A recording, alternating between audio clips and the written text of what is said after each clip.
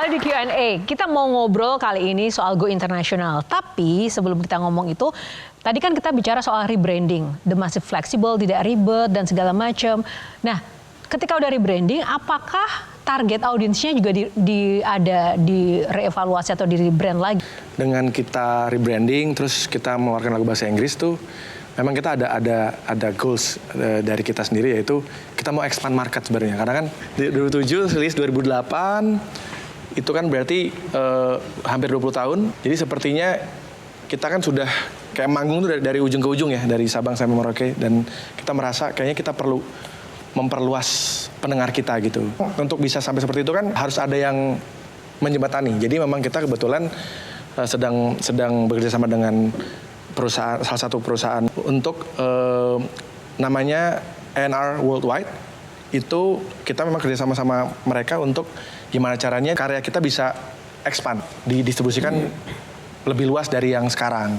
Selama ini kan memang kita teritorinya hanya Indonesia atau Malaysia atau Singapura. Nah, kita pengen dengan lagu bahasa Inggris ini, dengan kita bekerja sama dengan mereka bisa membantu kita untuk bisa lebih luas lagi pendengarnya gitu. Ya harapannya sih kalau dengan go internasional pengen gitu ngeliat Ronaldo galau pakai lagu The Massive gitu kan. Nah yang menarik adalah tour internasional sekarang kan ada di Hong Kong, Taiwan, mana lagi? Dalam waktu dekat itu plannya ada di Malaysia, di Singapura, Taiwan, Hong Kong, lalu balik lagi ke Jakarta, ke Indonesia gitu. Oke. Itu range-nya antara September, Oktober, November.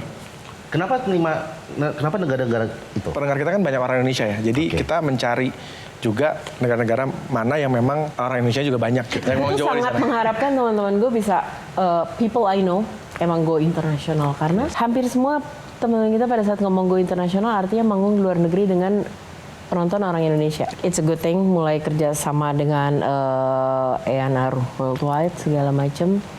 Tapi kan bagaimanapun di negara kita sendiri aja kalau kita mau perkenalin lagu, walaupun orang udah tahu kita harus promo ini apa gitu segala macam ya.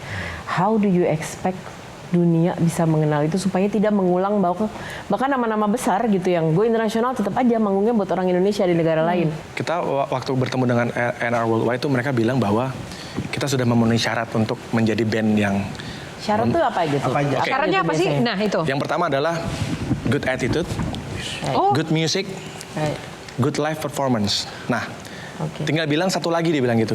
Yang menentukan. Ada satu lagi. Apa? Kita naik apa? Destiny.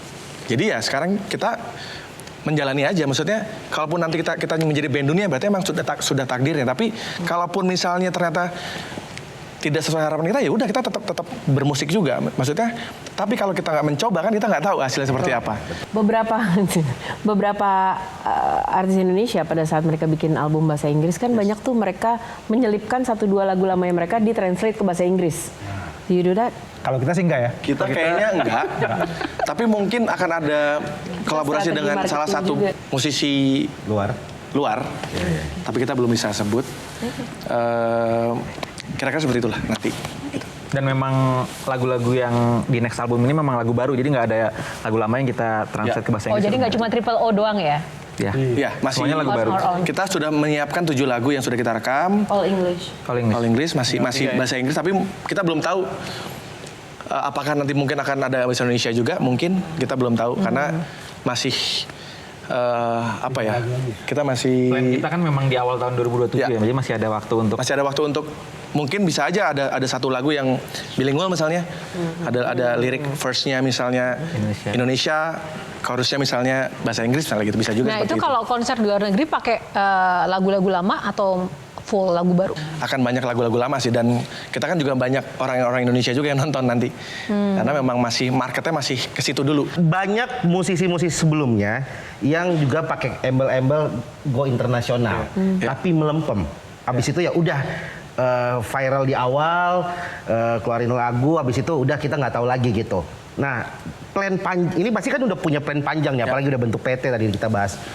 Apa plan-plan, mungkin bisa di-spill dikit-dikit plan-plannya untuk bisa tetap, oke ini kita expand nih ke internasional nih. Buat kita, kan sekarang memang udah banyak cara ya untuk bisa membuat karya kita bisa dikenal sama banyak orang. Lebih luas ya. Tapi balik lagi, di industri musik ini juga kan punya punya kayak teritorinya masing-masing. Jadi kayak misalnya sekarang ini kita lagi mau ada deal dengan sebuah record label, independent record label di UK gitu. Ya mungkin itu bisa menjadi cara juga untuk kita masuk ke teritori yang lain gitu.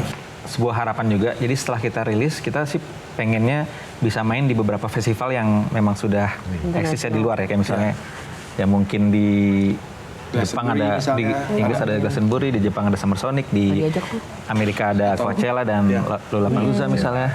Sekarang masuk ke On Our Own. Apa ini maksudnya dan bagaimana cerita di balik ini? Ini kayak mewakili kita baru lepas dari sebuah label. Jadi kayak ini tuh kayak mungkin kalau lihat music videonya juga itu banyak simbol-simbol yang sebenarnya kita kasih tahu bahwa oh kita nih kayak lepas dari sebuah sistem gitu ya yang akhirnya membuat kita jadi lebih fleksibel, lebih bisa bekerja sama dengan banyak pihak. Jadi kayak kita sekarang ya sangat mudah gitu maksudnya untuk bisa kolaborasi sama The Massive. Enggak, kan muka kan di sini. Gimana sih? Cuci mukanya gimana? Gitu. Kan ya ke samping. Hah? Kan ini muka nih. Sri Mulat ya Anda ya? Enggak. Gimana sih? Airnya muter gini.